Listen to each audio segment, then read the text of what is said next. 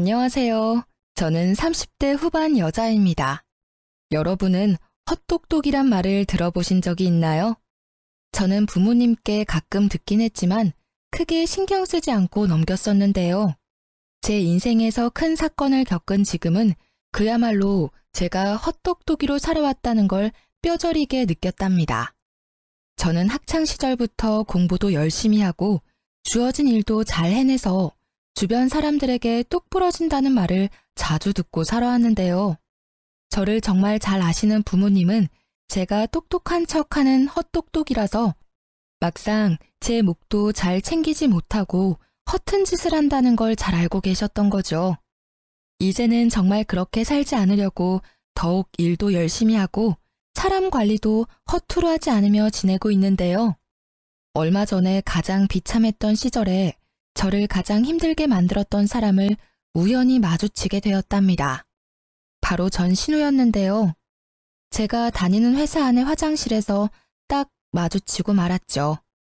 손을 씻고 있는데 누군가 뒤에서 쏘아보는 시선이 느껴져서 돌아보니 신우가 한쪽 입술만 픽 올리면서 저를 비웃고 있는 게 아니겠어요? 아니, 이게 누구야? 원수는 외나무 다리에서 만난다더니 안 그래도 한 번 만나면 머리털 좀 다 뜯어놓고 싶었는데 하필 면접 보는 회사에서 만날 게 뭐야? 여전히 말버릇 고약한 건 여전하네. 면접 보러 왔으면 남의 회사에서 진상 부리지 말고 얌전히 있다가 가. 그리고 짜증나니까 아는 척 하지 말고. 참나, 누가 누구한테 짜증난대? 그쪽 때문에 내 일진이 지금 재수가 없거든? 보아하니 여기 면접 보러 온 것 같은데 누가 언니처럼 나이 많은 사람 써주겠어요? 그 나이 먹도록 면접이나 보러 다니나 보네. 누가 누구한테 할 소린데. 너야말로 이제 30 중반인데 너 백수라서 경력도 하나 없잖아. 뭘 믿고 면접 볼 생각을 하니? 저는 인상을 팍 쓰며 눈썹을 올리는 신우의 어깨를 팍 치고 화장실을 나가버렸어요. 그리고 당당하게 면접 장소로 걸어 들어갔죠. 제가 들어가자 이미 면접장에 앉아있던 직원들이 일어나서 인사를 건넸답니다. 맞아요. 저는 이 회사의 이사로 재직 중이랍니다. 몇 년 전에 이혼한 뒤에 더욱 스펙을 쌓아서 지금의 회사의 임원으로 이직을 성공할 수 있었는데요. 전에 다니던 회사보다 작지만 앞으로 수요가 많은 분야의 회사라서 만족하며 다니고 있답니다. 오늘 고객 서비스 센터 직원들을 더 뽑으려고 면접을 보는 자리인데 신우이를 여기서 본 거죠. 저는 신우이가 들어오기만을 기다리면서 다른 사람들을 차례로 면접을 봐나갔답니다. 그리고 드디어 신우이가 다소곳한 표정으로 면접장 안으로 들어오더군요. 정상적인 사람 흉내를 내고 있으니 기가 막혀서 혼자 헛웃음까지 나오더라고요. 신우이가 깍듯이 인사를 하고 고개를 들었고 차갑게 신우이를 보고 있는 저와 눈이 딱 마주쳤어요. 신우이가 저를 보고 제 앞에 이사라는 팻말을 보고는 동공이 마구 흔들리면서 얼굴이 새하얘지더라고요. 다른 직원들의 질문에 덜덜 떨면서 제대로 답도 못하는 신우이를 한심하게 바라보며 예전 결혼 생활을 떠올렸답니다.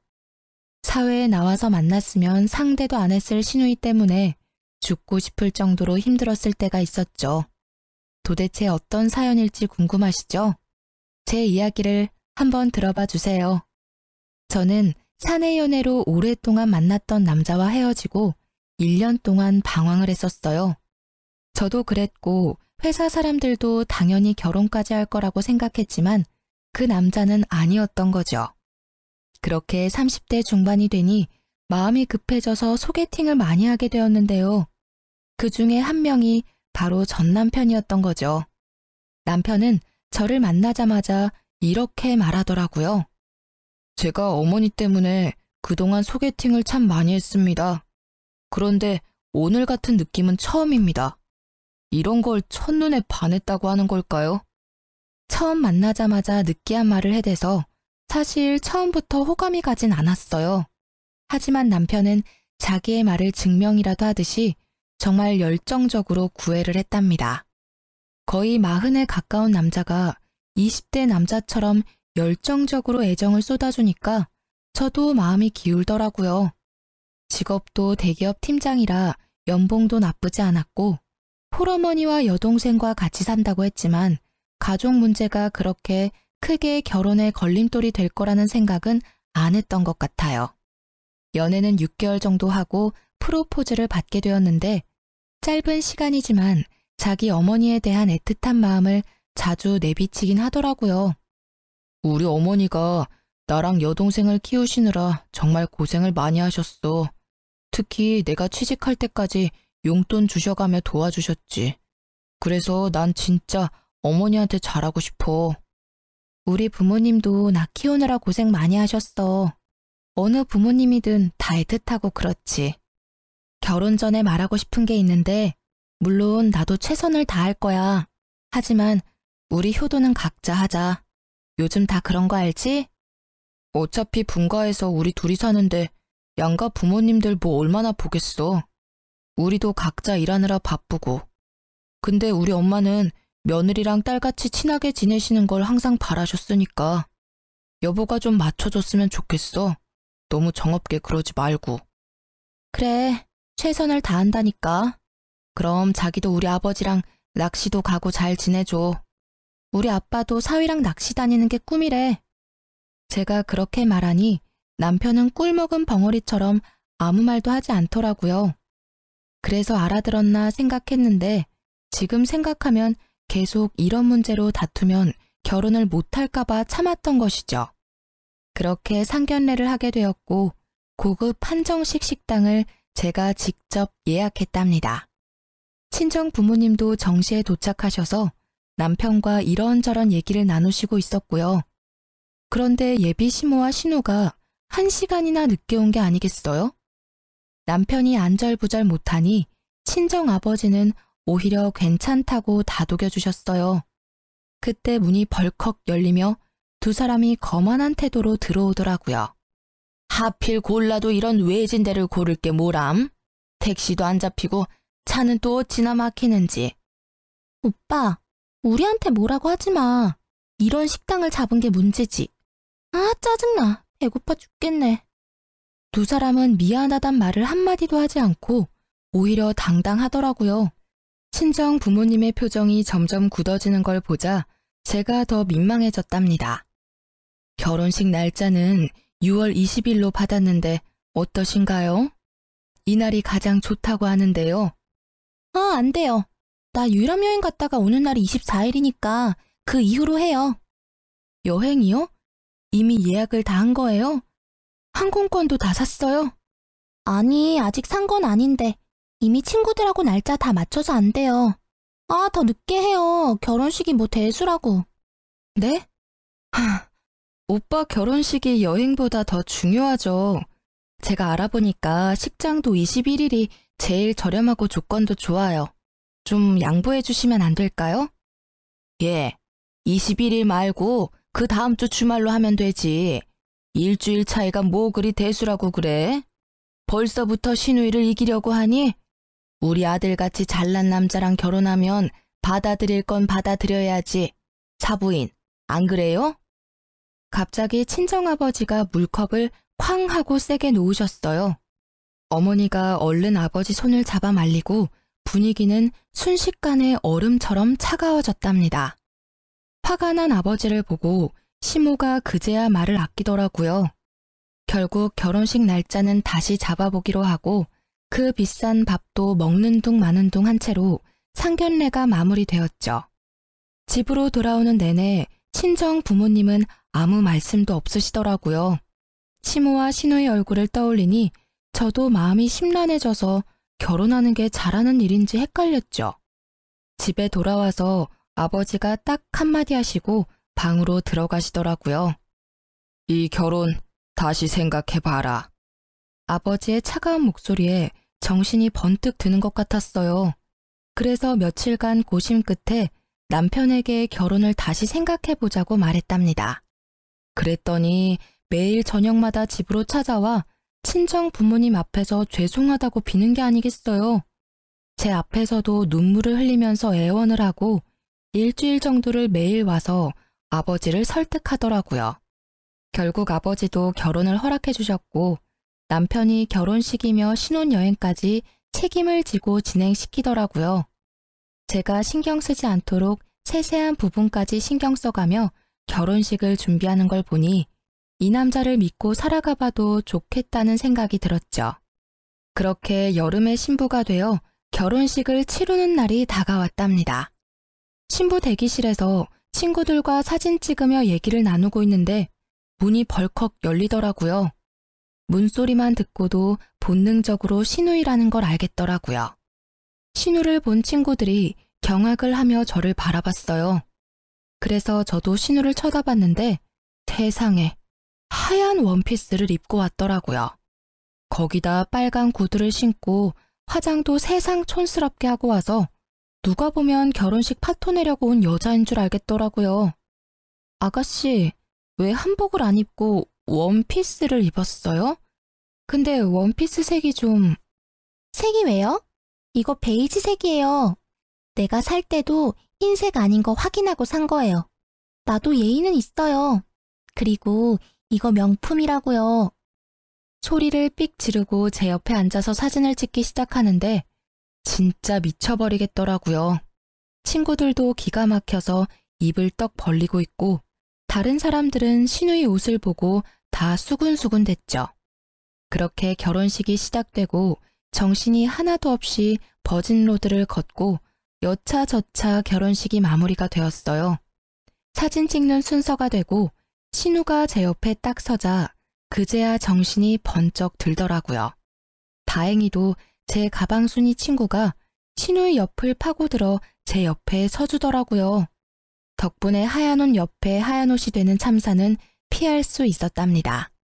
그렇게 정신없이 사진을 찍고 부케도 던지고 마무리가 되었어요. 그때 갑자기 시모가 앞으로 떡하니 나와 사진사를 부르는 게 아니겠어요? 이제 다 찍은 거죠? 그럼 나 좀 찍어줘요. 여기 배경도 멋있고 좋네. 아, 얼른요. 사진사가 영문을 몰라 쳐다보니 시모가 얼른 의자를 하나 가져와서 가운데에 딱 놓고 앉더라고요. 자자, 얼른 찍어줘 봐요. 오늘처럼 이렇게 화장하고 한복 곱게 입었을 때 독사진 좀 찍어두려고 그래요. 저는 너무 황당하고 하객들 보기에도 부끄러워서 남편을 푹 찔렀어요. 지금 어머니 뭐 하시는 거야? 왜 갑자기 사진을 찍으신다는 거야? 좀 말려봐. 아니, 오늘 예쁘게 하고 오셨다고 나중에 쓰실 영정사진 좀 찍으신대. 뭐? 지금 뭘 찍는다고? 제정신이야? 자기도 알고 있었어? 남편은 어깨를 으쓱하더니 뭐가 대수라는 듯이 오히려 놀라는 저를 이상하게 바라보기까지 하더라고요. 사돈도 오늘 한복 곱게 입으신 김에 한 장 찍어둬요. 이게 다 돈 버는 거니까. 결국 친정 부모님은 얼굴이 굳으셔서 자리를 피해버리셨어요. 그 와중에 시모 머리까지 매만져주며 사진 각도까지 체크하는 신우 모습에 남아있던 하객들이 웃기까지 했답니다. 저는 너무 부끄러워서 쥐구멍이라도 들어가고 싶을 정도였죠. 결국 시모는 영정사진을 찍었고 저는 결혼사진 앨범 선택할 때 시모 사진도 비싼 돈을 주고 사야만 했답니다. 그 장면이 너무 충격적이라 지금도 결혼식은 하나도 기억이 안 나고 떡하니 의자 놓고 앉던 시모 모습이 제일 먼저 떠오를 정도니까요. 신혼집은 시댁과 차로 10분 거리에 있었어요. 남편이 시댁이 있는 동네가 좋다면서 직접 전세 자금까지 다 내면서까지 마련한 아파트였기 때문에 어쩔 수 없이 가까이서 살게 된 거죠. 신혼여행 다녀오고 그 다음 주 주말부터 시모가 남편에게 전화를 해서 집에 오라고 난리를 부리더라고요. 엄마가 나랑 떨어져 살게 되니까 적응이 안 돼서 너무 울적하시대. 토요일마다 집에 와서 같이 밥 먹자는데 가면 안 될까? 매주 토요일마다 가자고? 그건 좀 너무하지 않아? 나도 쉴 시간은 있어야지. 그럼 일요일은 우리 집에 매주 갈 수 있어? 아니잖아. 지급은 초반이니까 좀 맞춰드리고 점점 안 가면 되지. 너무 깐깐하게 굴지 말고. 일단 이번 주는 가는 거다. 알았지? 그렇게 토요일에 시댁에 가게 되었는데요. 진짜 너무 가기 싫었지만 신혼이니 좋은 게 좋은 거란 심정으로 따라 나섰죠. 저녁 5시쯤 도착해서 나가서 외식을 하던지 배달을 시켜 먹으려고 생각을 하고 있었는데요. 시댁에 딱 들어가니 시모가 제 인사도 받지 않고 고갯짓으로 주방을 가리키는 게 아니겠어요? 황당했지만 주방으로 들어가 봤는데 싱크대 가득 장봐온 채소며 고기들이 쌓여 있더라고요. 어느새 제 옆으로 다가온 시모가 말했어요. 어디 이제 시집을 왔으니 솜씨 좀 보자. 오늘은 간단하게 갈비찜이랑 잡채 좀 해봐라. 내가 너 힘들까봐 장까지 미리 다 봐뒀다. 이런 시어머니가 어딨니? 전 요리 잘 안 해봐서 갈비찜 같은 건 못해요. 나가서 외식하면 안 될까요? 너는 나이가 몇인데 음식도 못하는 게 말이 되니? 앞으로 명절이며 제사며 어떻게 하려고 그래? 너는 이 집안의 큰 며느리야. 얘가 아주 정신을 빼놓고 살았네. 니네 엄마는 여지껏 뭘 가르친 거야? 그리고 못하는 게 어딨어? 지금부터 배워. 요즘 인터넷 보면 만드는 법 다 나와 있잖아. 보면서 해봐. 시모는 저만 남겨두고 거실로 가버렸죠. 황당해서 남편을 좀 부르려고 했는데 셋이 예능 프로를 보며 아주 배꼽을 잡고 웃고 있더라고요. 진짜 어이가 없어서 남편과 눈 좀 마주치려고 계속 애쓰고 있는데 시모가 저를 매서운 눈으로 째려보면서 얼른 하라는 식으로 또 고갯짓을 했죠. 저는 하는 수 없이 갈비찜 만드는 법을 검색해서 따라해보기 시작했어요. 처음 만드는 거니까 시간도 오래 걸리고 정신도 없고 미치겠더라고요. 혼자 불 앞에서 땀을 뻘뻘 흘리며 요리를 하고 있는데 신우가 어슬렁거리며 주방으로 들어왔죠. 뭐 타는 냄새 나는 것 같은데? 언니 진짜 잡채도 처음 해봐요? 그래놓고 어떻게 결혼을 할 생각을 했지? 아가씨, 지금 정신 하나도 없으니까 좀 도와주던지 아니면 나갈래요? 무서워. 네, 나갈게요. 오늘 안에는 먹을 수 있으려나 몰라. 그러면서 제가 썰어놓은 당근을 하나씩 빼서 먹는 게 아니겠어요. 제가 도끼 눈을 하고 쳐다보니까 신우가 훗 하고 비웃고는 들었던 당근을 탁 던져버리고 나가더라고요. 저는 다 때려치고 집으로 뛰쳐가고 싶었지만 참을 인자를 새기며 계속 요리를 할 수밖에 없었죠. 거의 2시간 동안 만들어서 간신히 밥상을 차렸는데 얄미운 신우가 또 한마디 하면서 식탁에 앉더라고요. 배고파 죽겠네. 갈비찜 30분이면 할 걸 무슨 2시간이 걸려? 너무 짜다. 오빠, 잡채 좀 먹어봐. 와, 이렇게 맛없는 거 처음 먹어봐. 우리 아들 도대체 장가 가서 뭐 먹고 회사 가는 거야? 너 남편 저녁밥은 챙겨주니?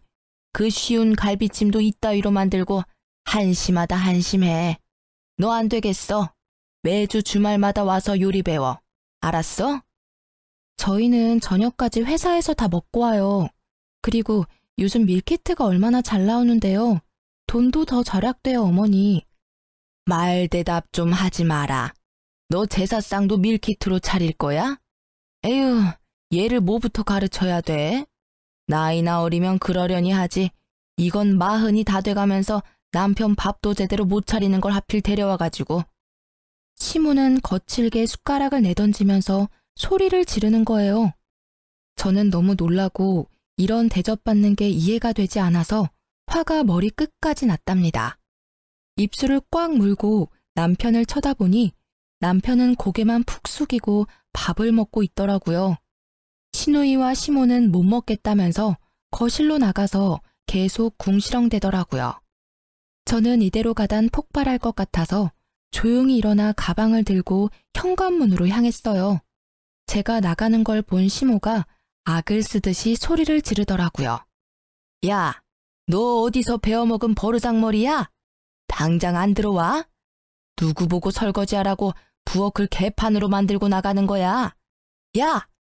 저는 그대로 집으로 돌아왔고 남편은 뒤따라오더니 시모한테 전화해서 사과하라고 계속 강요하더라고요.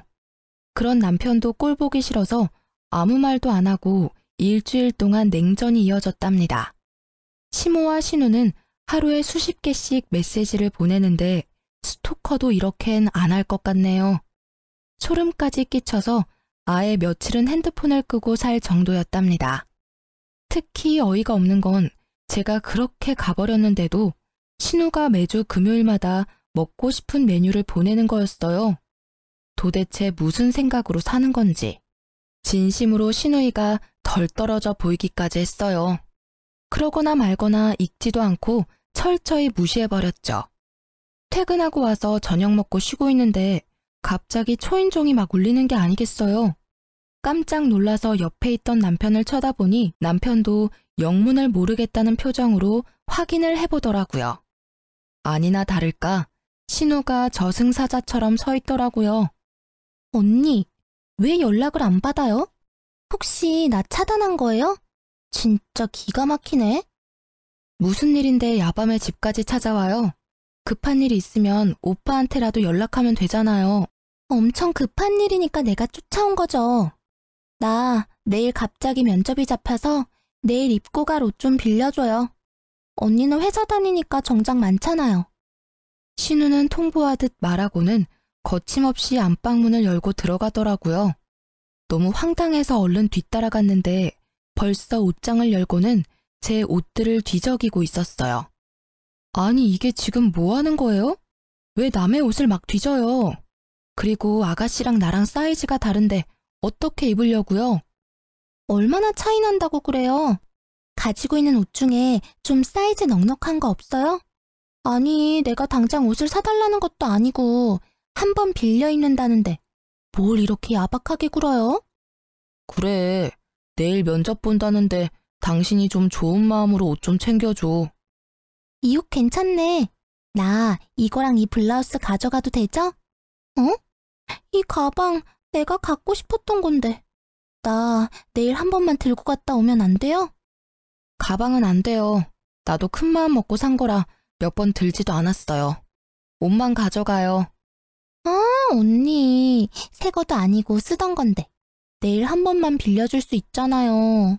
정없이 뭘 그렇게 딱 잘라요? 딱 한 번만요. 그럼 잘 쓸게요. 제가 말릴 새도 없이 신우는 가방이랑 옷들을 가지고 현관문으로 질주를 하더라고요. 현관문까지 휑하게 열어놓고 가버린 걸 보니 기가 막혀도 진짜 한참 막히더라고요. 남편도 제가 한마디 할 줄 알고 슬그머니 화장실로 들어가서 나오지도 않고 저는 혼자 냉수를 벌컥벌컥 들이켜고 화를 식혀야만 했답니다. 하루만 입고 돌려준다더니 옷과 가방을 가져간 지 벌써 한 달이 흐르고 있었어요. 저는 남편을 앞세워서 시댁으로 찾아가 봤죠. 아니 그렇게 전화를 해도 받지도 않더니 네가 무슨 바람이 불어서 집까지 다 왔냐? 온 김에 저녁이나 해서 먹고 가라. 역시나 제가 집안에 들어가자마자 시모는 밥 타령을 하기 시작하더라고요.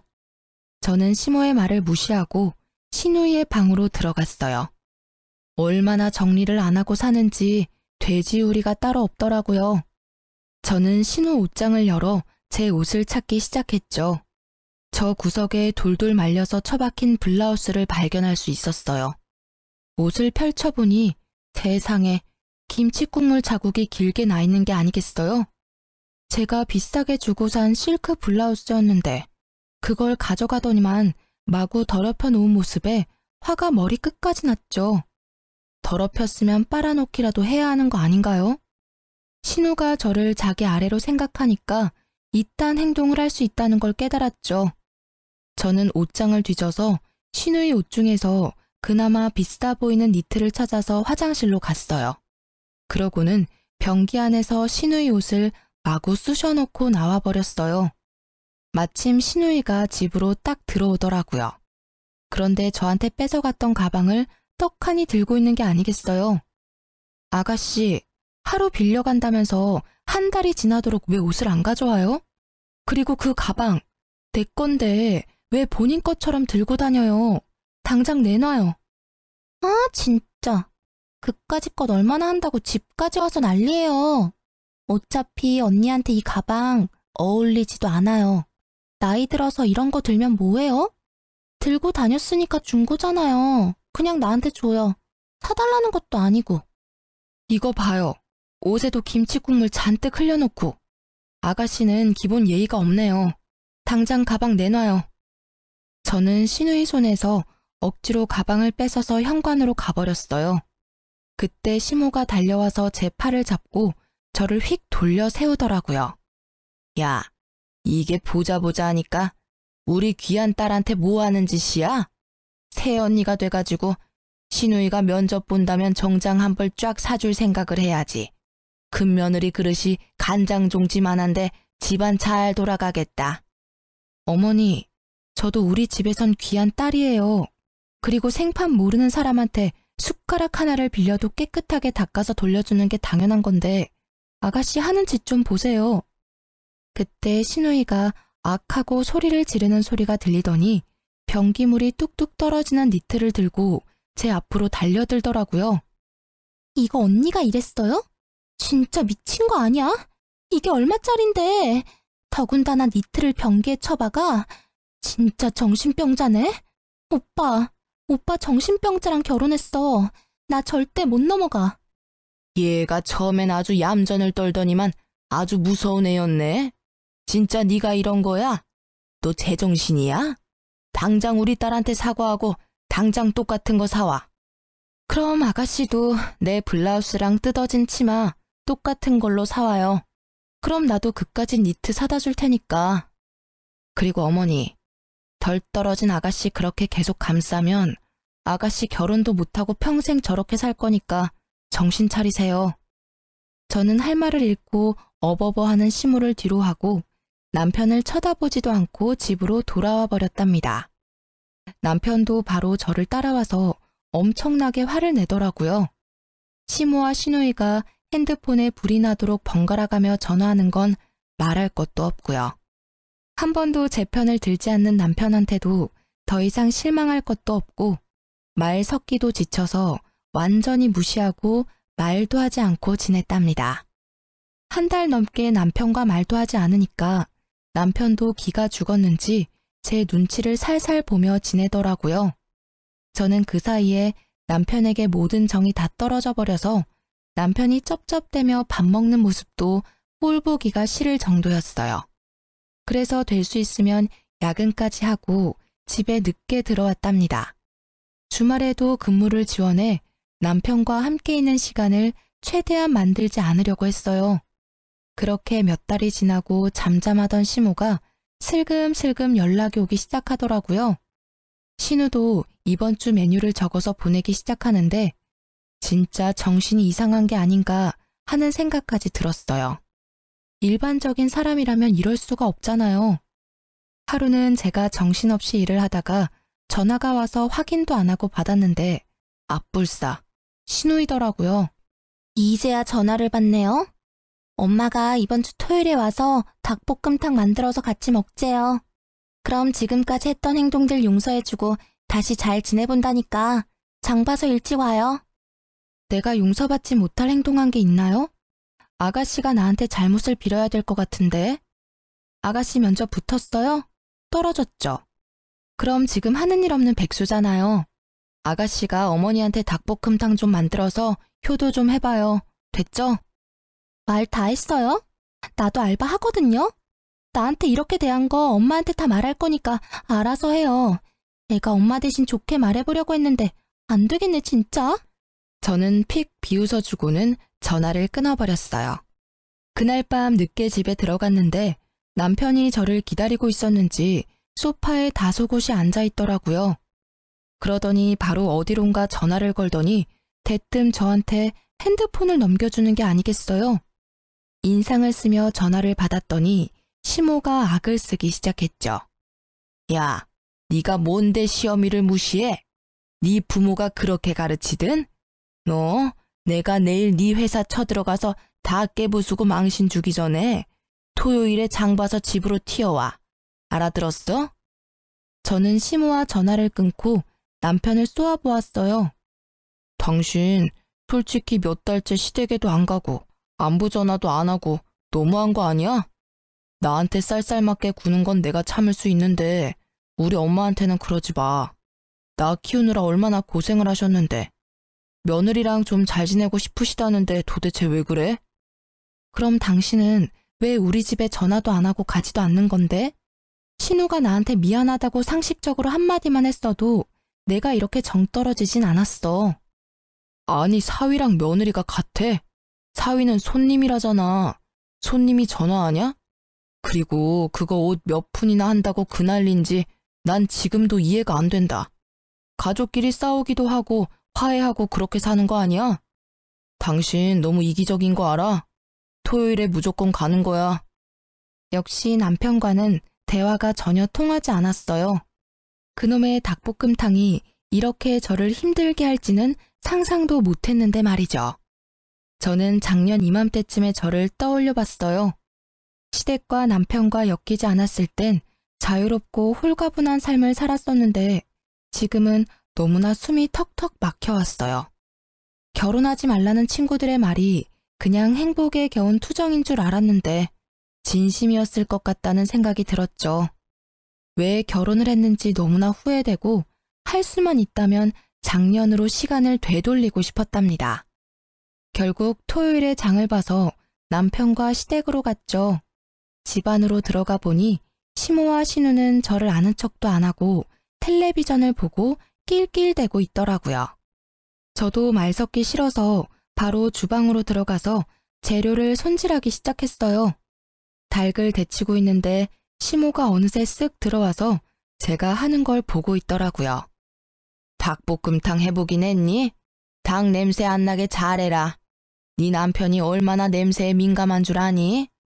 전 시모 말에 대꾸도 안 하고 요리를 해나갔어요. 시모가 머쓱해졌는지 알아서 주방을 나가더라고요. 그렇게 닭볶음탕이 완성되었고 저는 식탁에 한 상 차려놓았죠. 와, 냄새 좋은데? 맛있어 보이네. 처음인데도 그럴듯한데? 먹어봐야 아는 거지.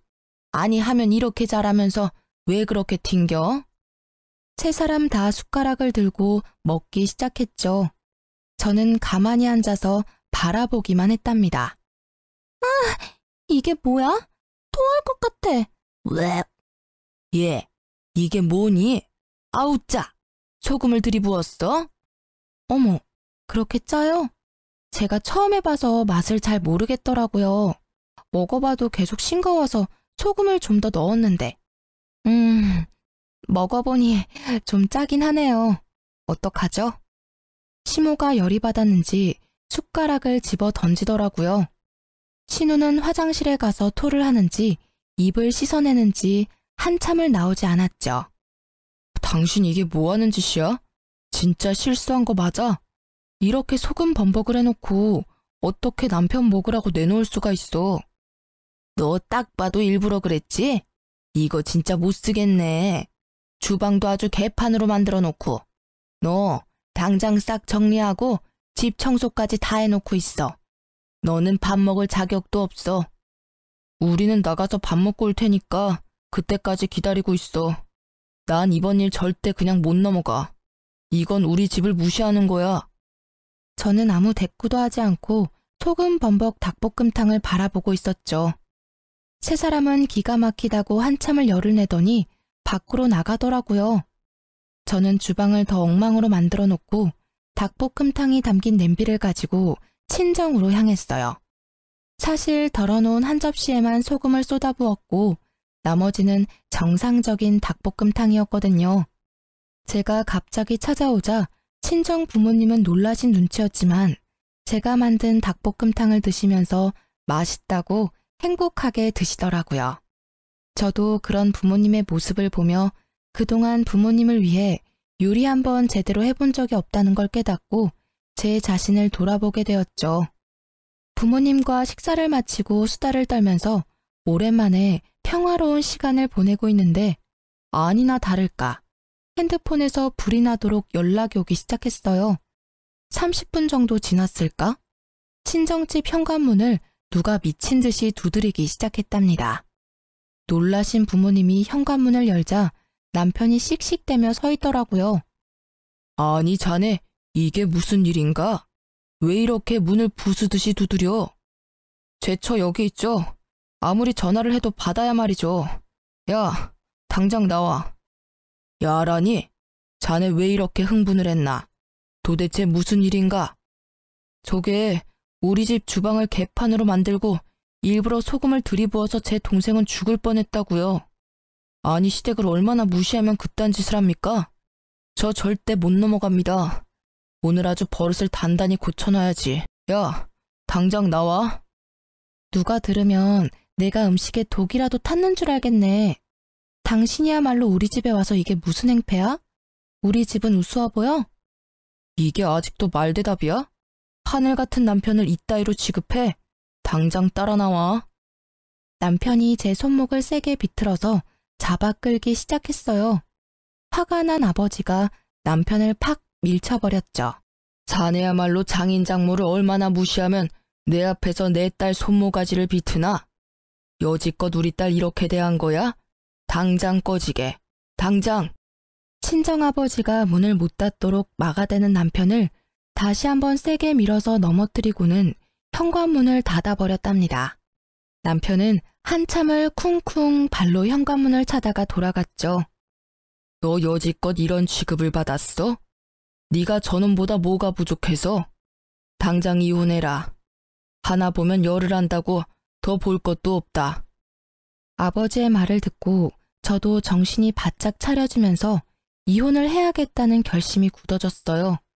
그렇게 당장 남편에게 이혼을 통보했고 남편은 절대 안 된다며 집으로 들어오라고 했어요. 난 이혼할 때까지는 절대 그 집으로 돌아가는 일 없을 거야. 내가 그 집에 가는 날은 내 짐을 빼오는 날뿐이야. 오늘 당신 회사로도 이혼 서류 보냈으니까 당장 도장 찍어서 보내. 내가 바람을 폈냐? 너를 패기라도 했냐? 내가 이혼 안 하겠다는데 네가 무슨 수로 이혼을 할 건데? 어디 한번 계속 개겨봐. 누가 이기나 보자. 저는 닭볶음탕을 만들러 간 날에 시모와 남편이 한 대화를 모두 녹음했었고 남편이 친정에 와서 소란을 피운 것도 모두 녹음을 해놓았었거든요. 일부분을 남편에게 보내자 남편이 일단 이혼 서류 들고 만나자고 태도를 바꾸더라고요. 그래서 약속 장소로 나가서 남편을 기다렸답니다. 문 쪽이 소란스러워 뒤돌아보니 시모와 시누이와 남편이 같이 몰려 들어오더라고요. 시모는 저를 보자마자 제 따귀를 마구 때리기 시작했어요. 저는 너무 놀라서 대응도 못하고 몸이 굳어버렸죠. 누구 마음대로 이혼이야? 너는 내가 오늘 버르장머리를 확실히 고쳐놓을 거야. 니까짓 게 뭔데 우리 집안을 무시하고 쑥대밭으로 만들어? 그것도 모자라서 우리 아들을 이혼남 만들겠다고? 이게? 지금 저 때린 거 후회하실 텐데요. 누군 이혼녀 되고 싶어서 되나요? 제 인생도 그쪽 때문에 아주 더럽게 꼬였네요. 보자 하니까 우리 엄마한테 뭔 말버릇이야? 이번엔 신우가 달려들어 제 머리채를 잡고 흔들기 시작했어요. 제가 신우의 팔목을 마구 핥히어대자 시모가 제 팔을 붙들지 뭐해요. 제가 무차별적으로 당하고 있는데 남편은 그 모습을 보고만 있더라고요. 여기요, 경찰 좀 불러주세요. 사장님! 제가 소리치자 시모가 제 입을 틀어막기까지 하더라고요.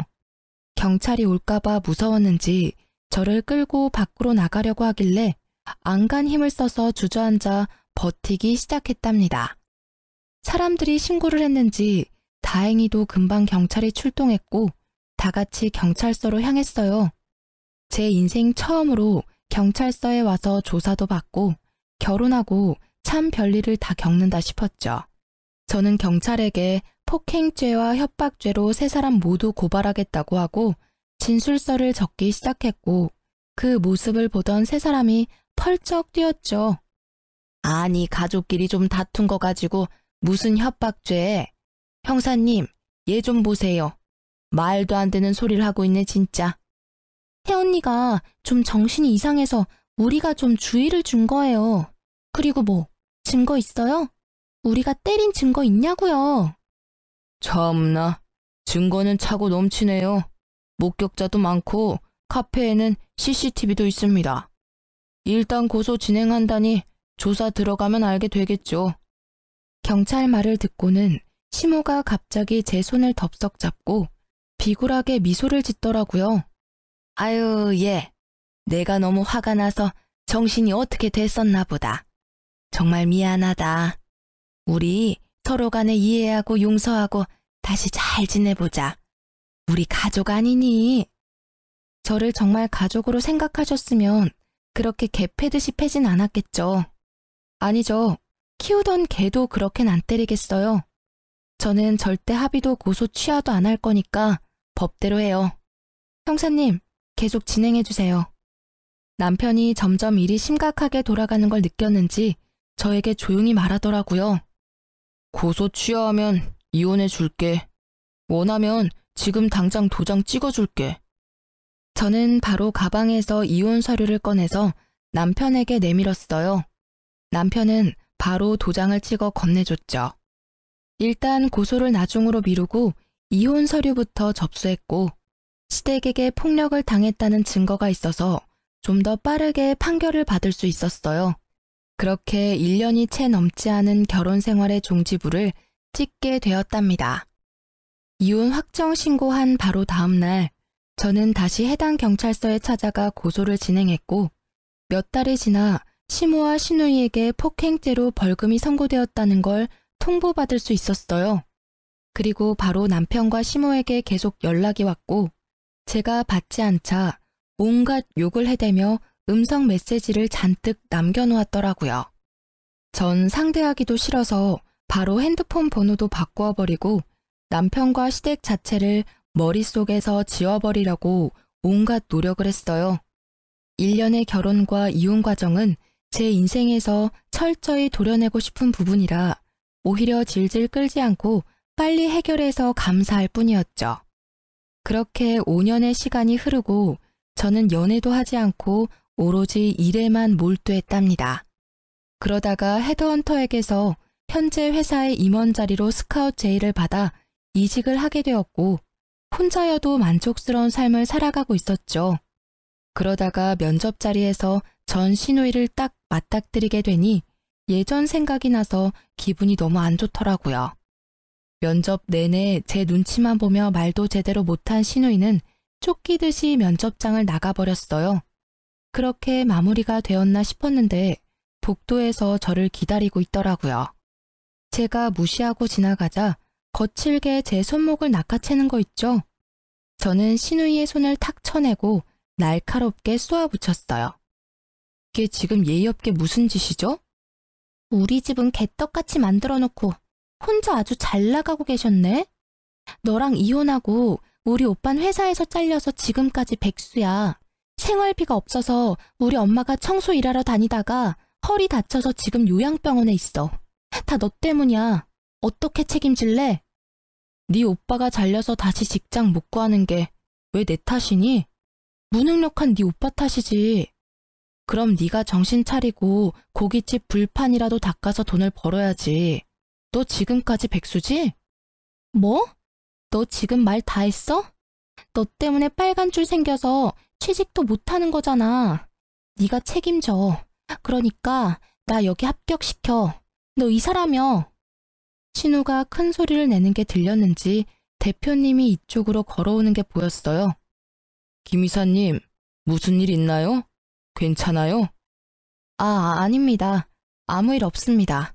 대표님, 오늘 면접 지원자인데 끝나고 뭘 좀 물어보셔서요. 신우의 눈에도 대표님이 젊은 훈남으로 보이는지 갑자기 얼굴을 붉히며 다소곳해지더라고요.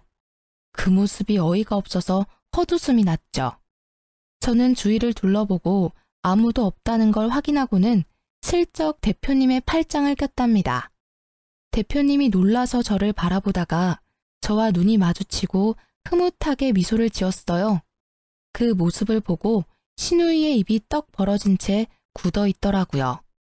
비밀로 하자더니 소문이라도 나면 어쩌려고 그래요? 나야 좋지만.